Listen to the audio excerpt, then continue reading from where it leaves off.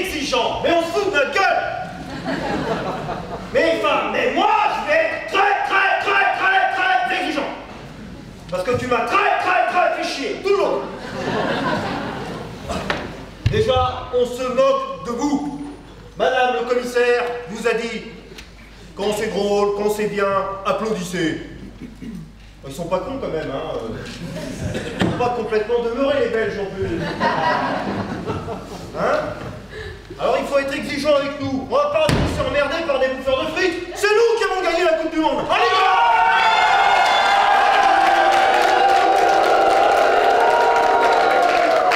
essaye de communiquer, là. Regarde.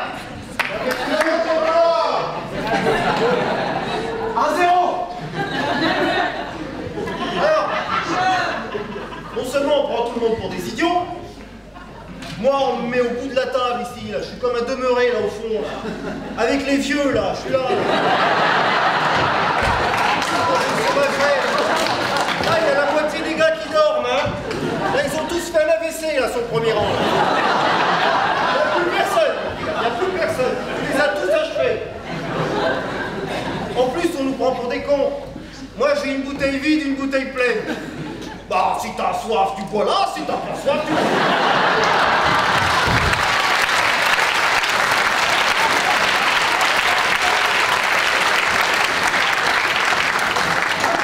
Ah, j'ai bien compris qu'on jouait pas à domicile. Ça, c'est clair. Mais j'ai surtout compris qu'on jouait à l'étranger, surtout quand j'ai entendu ton discours, tu vois. Parce qu'Audrey, c'est comme madame le juge d'instruction. Elle a trouvé le service des scellés. Et toute la journée, elle se tape des rails de coke. Comme madame le juge.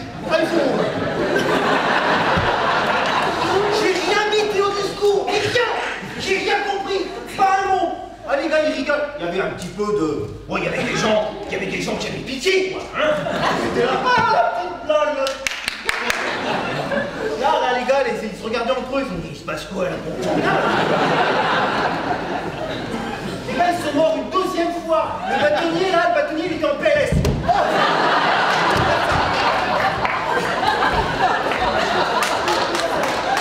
Et puis au fond, ils sont là, ils font, gars, bien.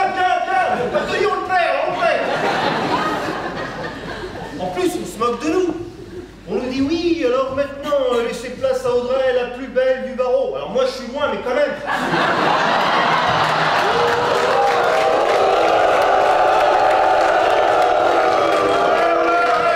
Il fallait pas nous traiter de blaireaux, hein, voilà.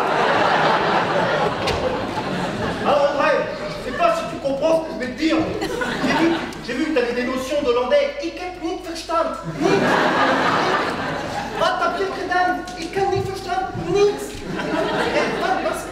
Wat heb je gedaan? Het was genoeg poepen. Et alors, ce qui est super avec Audrey, c'est que parfois, bon, souvent, elle a une petite blague qui ne marche pas. Alors, elle va essayer de la faire durer longtemps. C'est un peu comme les chauves, là. Ceux à qui il reste une petite mèche.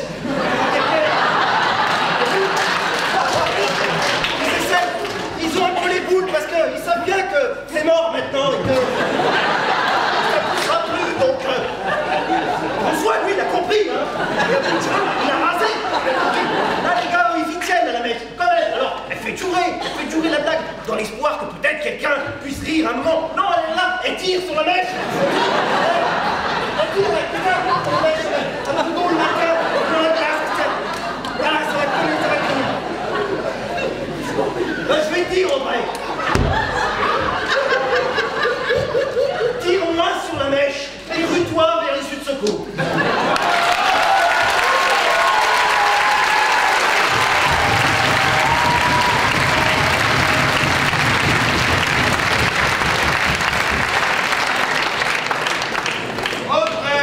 Audrey Lackner, alias Audrey Undercover. Pas de photo sur son CV, j'ai dessiné un smiley. Pas d'informations sensibles. Une page en réalité insipide. Un peu comme ton discours, Audrey. Pour nous dire qui tu es, Audrey, qui tu es vraiment, tu n'as rien dit. Mais moi, moi j'ai vécu un petit peu en Belgique et j'ai observé un petit détail. Tu dis, une petite adresse, tu dis habiter 52 rue d'Arscott. Vitrine numéro 4! Tu as même mis ton numéro de téléphone, petite coquine. Vitrine, des ovaires flétris d'après ton discours. Déjà, Audrey. Déjà, une rose fanée. Ma chère Audrey. 50 € le rapport de Berlier. Et je dois vous le dire, c'est très cher payé, Audrey.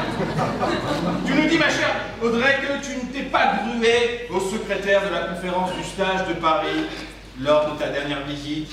Et quelle anomalie! Quelle anomalie, Audrey, toi qui es aussi savoureuse qu'un Bicky Burger à 3 h du matin dans une ruelle sombre et sordide d'Overport à Gand, sauce poulet. Toi qui es aussi savoureuse que la sauce type curry servie dans une friterie de Mons. Toi qui es aussi élégante que Miss Charleroi, qui nous rappelle qu'on peut être belle même quand on est sinistré.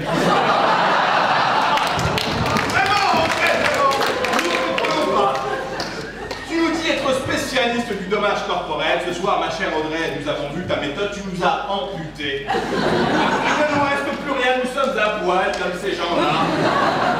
Ces gens-là. Ton discours, mieux qu'une scie, ma chère Audrey, Audrey aux mœurs avancées, ton discours, c'est la vitrine numéro 4 de la rue d'Arscott, et moi, ma chère Audrey, je passe mon chemin.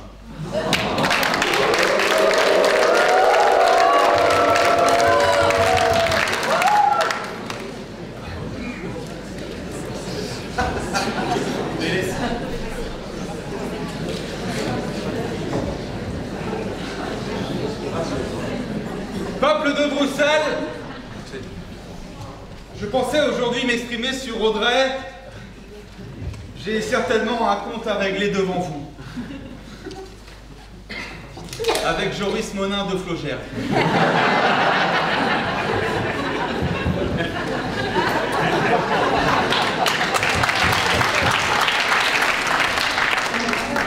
J'ai longuement hésité à vous parler de ma première expérience sexuelle.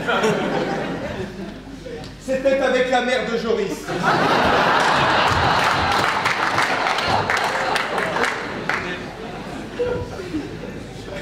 Et comme je suis le seul de gauche ce soir, parmi tous ces gens, j'avais 16 ans, j'étais nettoyeur de carreaux au bon marché. Et il y a cette femme de noblesse, eh bien, qui matait mes fesses. Nous nous sommes embrassés fougueusement et elle m'a dit « Enlève-moi ». Je lui ai dit « Allons à Anvers ». Et elle m'a dit « Je veux du sale ».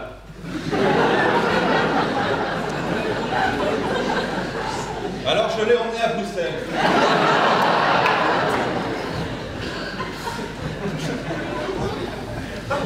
Nous avons fait l'amour, et quand elle a joui, tout s'est arrêté.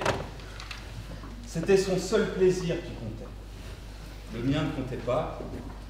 Elle m'a dit, marions-nous, mon fils s'appellera Joris. Je lui ai dit, Joris, c'est moche.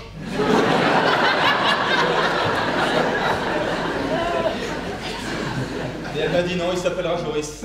J'ai compris une chose, cet égoïsme. Cet égoïsme typiquement féminin, Audrey, tu l'as exprimé ce soir. Tu ne nous as pas regardé une seule fois. Pas une seule fois, tu es venu jouir. Jouir avec ce public, mais pas jouir avec nous, Audrey. Pas jouir avec nous. Alors reviens la prochaine fois et offre-toi. Je t'ai proposé de revenir sur moi.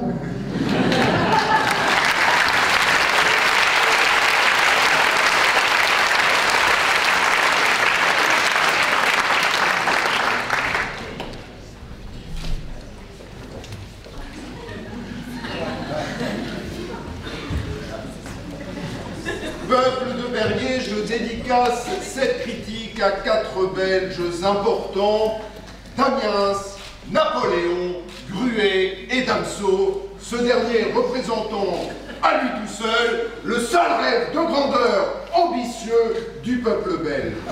Oh, je parle de Congo, hein. Ma chère Audrey, tu habituel à Bridget Jones de l'éloquence, tu nous racontes ta vie triste et morose d'une célibataire orthodoxie qui n'a d'envie que de tripoter un zizi. Tu nous as paru aussi chaude que tes ovaires sont congelés.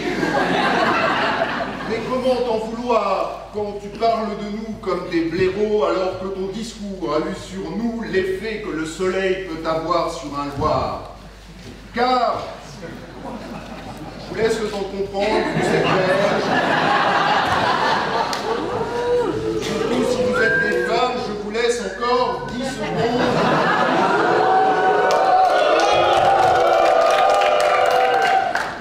Les sifflets ne sont que le reflet de la médiocrité, mesdames.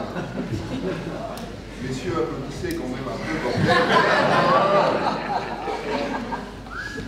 Ma chère Audrey, ne sifflez pas, bande de cons. Ma chère Audrey, tu as envie de voir le loup, tu le verras, je te rêve d'hurler de plaisir. Fermez votre gueule, bordel. C'est pas la loi du nombre qui fait foi, comme disait Marc Lescaut.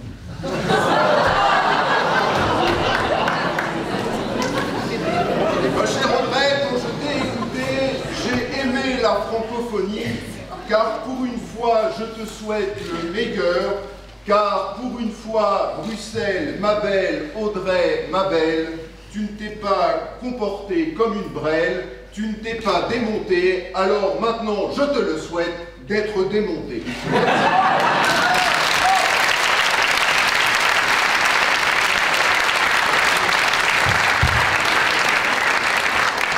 Audrey, ma chère Audrey, tu crois vraiment qu'on n'a rien vu venir? Si, Audrey, tu es démasquée. Tu es Laurence Boccolini en brune, qui se serait pris pour un mauvais Laurent Gérard, bref, un Laurent Gérard belge.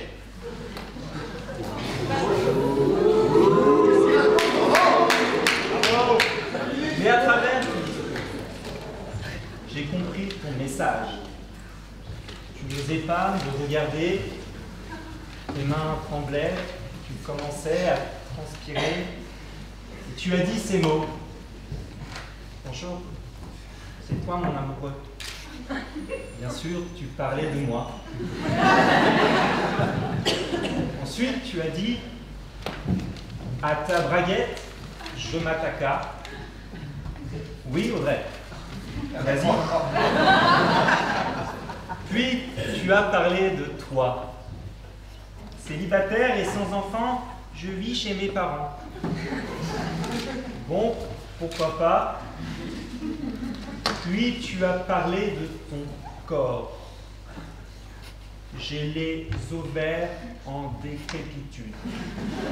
Non! Pas ça, Audrey! Pas toi! Non! Je m'imaginais vivre cette petite île, puis je les ai imaginés. Ah!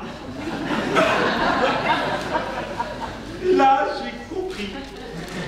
Audrey, tes ovaires, tu les as retirés et tu les as ensuite tissés pour en faire un t-shirt.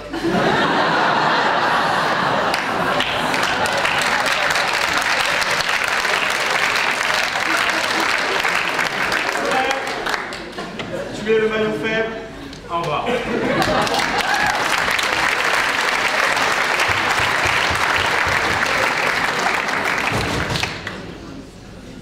Audrey, belle Audrey, charmante Audrey, tu n'es donc pas Thomas Malambros. J'ai été piégé par les organisateurs. C'est ton CV qui m'a été présenté en premier. Et il y a un vrai air de ressemblance qui fait que je n'ai pas pu étudier ton CV à toi.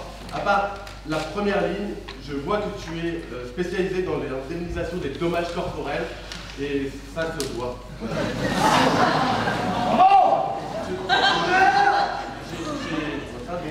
D'abord, tu m'as fait peur. Tu m'as fait peur dans ton discours, que tu as commencé en vers, Et j'ai vraiment eu l'impression d'être de retour à l'école. Tu sais, quand quelqu'un récite sa poésie et puis t'as peur, tu sens qu'il va se tromper. Et bon, tu l'as bien fait, mais c'était des vers, quoi. Ensuite, tu m'as surpris, car je ne suis jamais venu à Bruxelles, c'est ma première fois. Et j'ai cru comprendre que vous aviez donc Tinder et Uber et toutes ces choses qu'on a dans le vrai monde.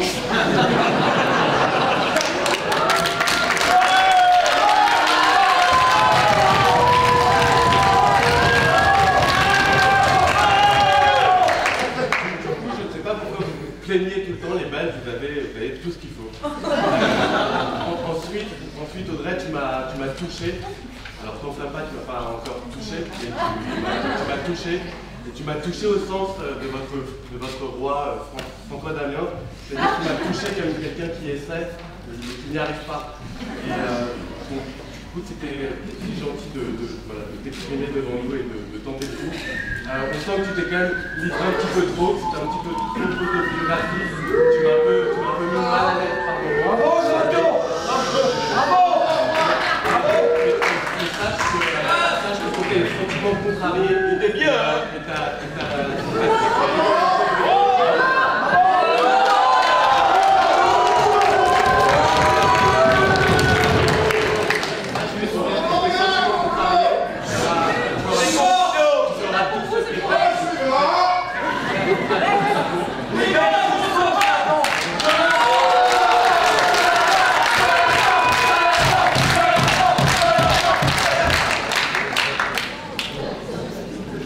N'étant jamais sorti du 18e arrondissement de Paris, je craignais ce voyage. Mais je vois que toute la famille est là. Enchanté, vous avez tous un lien de filiation de droite à gauche, c'est un cousin du cousin de la cousine. Mon Dieu, ça fait peur. Oui, cette journée devait être un enfer, je n'aime pas Bruxelles, et pourtant je me sens bien dans ce palais, parce qu'il ressemble à un lieu que j'adore, le sexodrome de Montparnasse. Oui, les allégories de la justice ont ici tout leur sens, et je comprends, Madame le Président, on comprend le sens de la justice avec cette coupe magnifique. Ah oui, tu la sens, la justice de Bruxelles, là. Ah oui, ah oui, ah oui. Au sexodrome, je ne vais pas, par contre, dans la zoophilie, je reste orthodoxe sur la matière et je ne comprends pas ce que dit cette petite bichette. C'est sûrement une de vos collègues. Alors, le problème, c'est qu'au sexodrome, on me fait du bien. Oui, je vois des gens agréables, mais là, Audrey, tu étais là. Tu étais là, ma chère Audrey, et en fait, ce que j'ai ressenti au niveau de la violence, c'est à peu près ça. Oh, bienvenue à la finale de Koh-Lanta. Aujourd'hui, depuis plus de 300 jours, 2 hommes survivent dans la jungle colombienne. Il y a Vladimir, l'ancien Spetsnaz, et il y a aussi José, l'ancien cuisinier. Cela fait plus de 300 jours qu'ils essaient de se séparer, et que l'on cherche avant tout, à trancher le victorieux. Sauf que nous n'y arrivons pas. Alors Audrey, Denis Brognard a cette magnifique idée de te faire intervenir dans une sorte de finale. Ils sont ici accrochés au soleil et tu commences ton discours. Ah, nom de Dieu! Bonjour, je m'appelle Audrey. Ah putain, c'est horrible! Alors, moi, ma vie, elle est vraiment super fade. Je rencontre des blaireaux. Et vous en pensez quoi? Oh, putain! Ça fait 300 jours qu'on survit! Qu'on est en train de se torcher avec des feuilles de palmier! Et il y a Audrey qui arrive, non! Alors moi, j'ai des problèmes d'ovaires. Mais non, pas ça, Audrey! Non! Non! Et puis, en fait, je suis tellement triste que Vladimir, je vais me jeter sur ta braguette. Et là, Vladimir, ça fait 300 jours qu'il est dans la forêt colombienne comme ça, qu'il a tué des condamnes à main nue. Mais s'arrête. Fais non, j'en peux plus. Pas d'Audrey sur ma braguette, non. Pas ça. J'ai tout vécu. J'ai connu l'horreur dans la jungle. mais pas Audrey Lapner. Laissez-moi vivre en paix. Laissez-moi aimer. Laissez-moi vivre. Alors s'il te plaît, Audrey, tais-toi.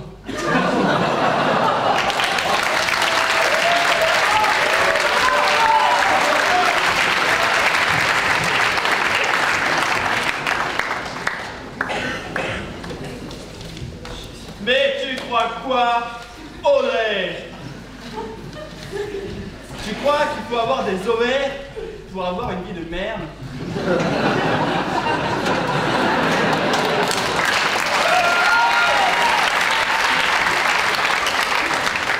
Parce que c'est vrai, j'ai pas de vagin.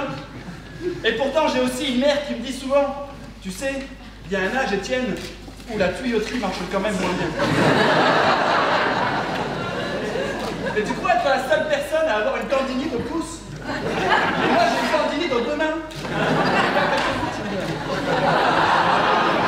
Moi aussi, ma saucisse peut finir chez Picard. Moi aussi, quand j'ai un rencard, je passe 3 heures devant la glace et j'envoie des photos à mes potes. Tu préfères le jean ou le chino?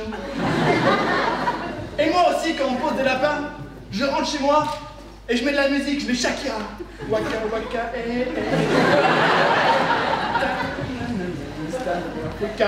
Alors non, moi aussi je me mords à moi-même. Et moi aussi je me raconte des histoires. Ouais, célibataire c'est trop bien, tu fais ce que tu veux, t'es libre. Mais non, c'est de la merde tout ça. On est des grosses merdes de célibataires, toi et moi. Et on se fait chier.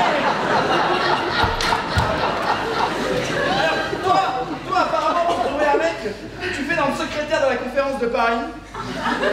Je vais écouter ton conseil et je vais tenter ma chance peut-être dans le John Barrow de Bruxelles.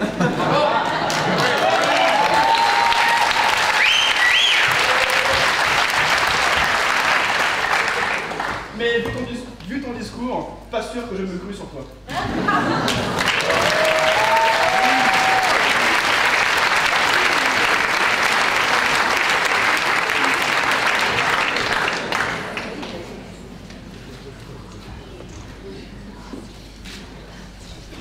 Tout à l'heure, à 17h00,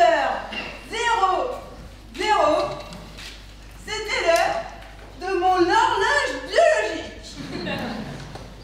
Alors, j'ai arrêté de faire des selfies et je me suis gruée pour faire du shopping dans ma boutique préférée, Carrefour Market, rayon picole. Et alors maintenant, tout est clair, tout est très clair. Les mecs, ils sont tous nus. Le coup, c'est le chemin vers le malheur, le gros malheur. Et en tous à moi-même, vive le célibat, le pot de glace et la bouteille de tise, c'est tout pour moi.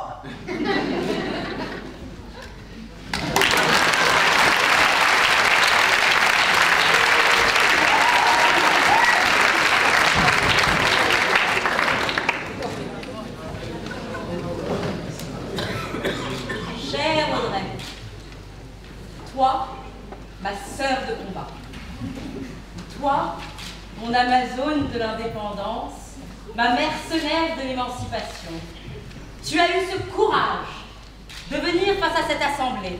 Droite dans tes bottes, tu t'es érigée face à ces hommes.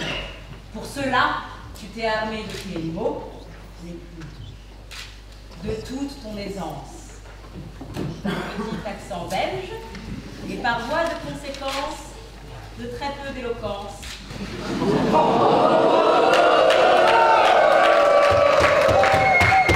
Et encore moins de finesse dans le propos, et ce sera cela que je te reprocherai le plus. Toi, Audrey, que je porte dans mon cœur, je dois te le dire, en féministe assumée que je suis, je t'en veux. Tu avais face à toi 10 secrétaires plus machistes les uns que les autres, et au lieu de les faire réfléchir, de les pousser à se remettre en question, tu les as confortés dans l'idée qu'une trentenaire accomplie et célibataire ne pense qu'à une chose, son célibat.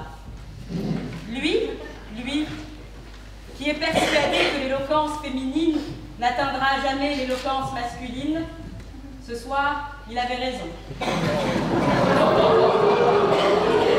Lui, persuadé que sa femme, en crise identitaire, lui en veut de ne pas lui donner plus d'attention, de ne pas davantage le materner, de ne pas le regarder comme avant.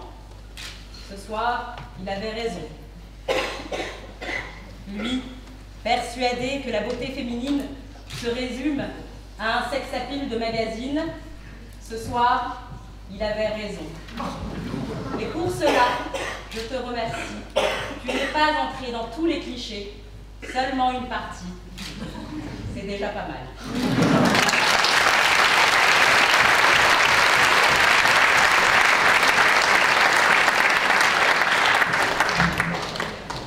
Audrey,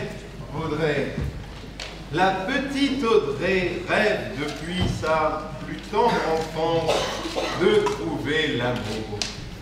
Et Audrey réfugie sa laideur déjà naissante dans les contes de Fais pas chier Audrey. Quand on demande à Audrey enfant ce qu'elle veut faire, elle répond « Pas célibataire ». Mais malheureusement, la moiteur sale et l'air vicié des rues de Bruxelles achèvent de marquer ses traits disgracieux. L'adolescence venant d'échec amoureux en échec amoureux, telle la dernière frite reposant au fond de la friterie, Audrey désespère de trouver un cornet à sa taille.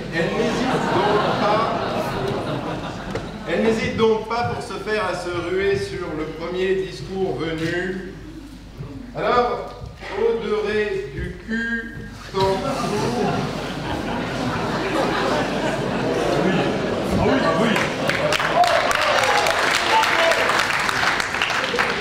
Elle entoure sa vertu de beaucoup de vices, s'inscrit sur Tinder, forfait premium, 600 super likes par jour, crée une association de lutte contre le célibat, sort tous les soirs dans les bars les plus mal famés de Bruxelles, mais rien n'y fait, Audrey, en désespoir de cause, tu t'empiffres de glace pour simuler une grossesse.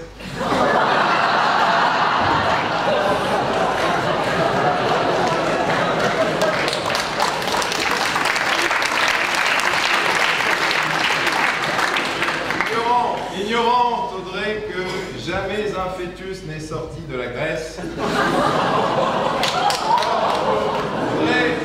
Audrey, il te faudra, Audrey, à tes côtés, Anne Gruet et 20 ans d'enquéquette pour être sûr de retrouver les 10 cm qui te manquent ce soir. Bravo!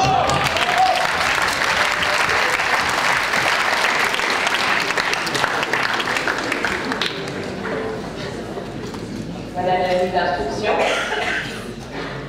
Tant pis. François Damiens, est-ce que vous voulez rajouter quelque chose? Je crois que je dois être le seul belge qui aurait parlé. Je dirais pathétique.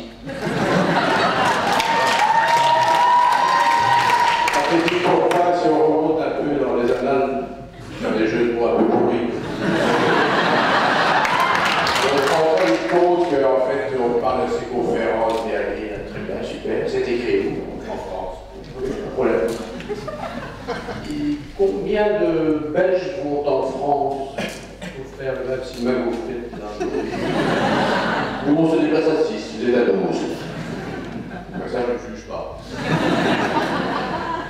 J'ai un peu l'impression, parfois, à certains moments, quand je me regarde, juste avant de couper mon poste de télévision, assister à une émission de Laurent Ruquier. C'est facile, Audrey, je te rends hommage évidemment du temps doute. C'est plus bien critique, ils n'ont jamais fait que prendre leur pic pour critiquer. Qu'est-ce qu'ils ont fait? On ne le saura jamais.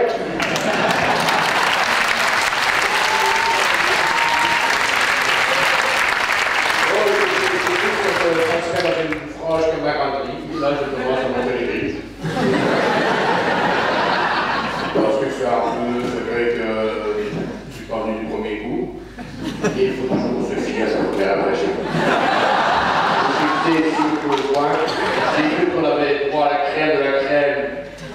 du barreau parisien. Je suis triste.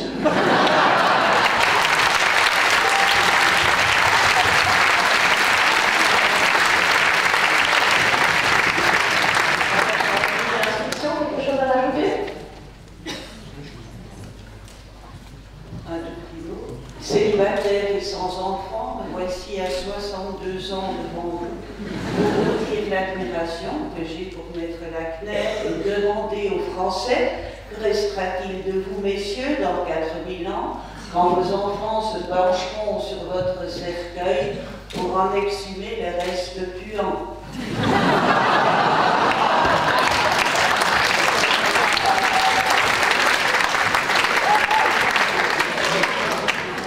Broche dans les tibias, prothèse de rotule sous forme de bouton en polyéthylène, fémur en biocéramique avec ou sans enluminure, hanche en cobalt, titane et acier inoxydable, sphincter synthétique, verge bleue de la petite pilule de la même couleur en os de mouton, cœur de cochon et poitrine en silicone, et bien sûr dentier de verre, appareil auditif, botox, postiche. C'est vous qui en avez parlé pour dire qu'on ramenait ses cheveux sur son crâne pour éviter d'en être mouillé, mais s'il vous faudrait un parapluie. Vous avez parlé de la Coupe du Monde, il en a eu un, Poutine de parapluie, tandis que votre président Macron se mouillait complètement pour embrasser finalement la présidente de Croatie, dont je crois qu'elle n'aurait rien à envier à certaines personnes plus âgées d'entre nous.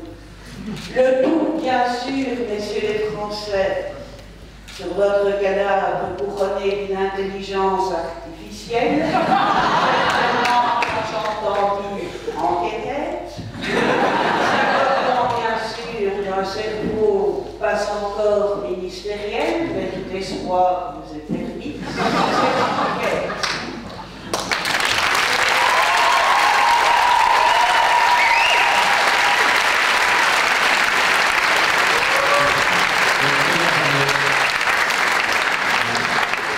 On se complète très bien, mais on dit la même chose. C'est une honte.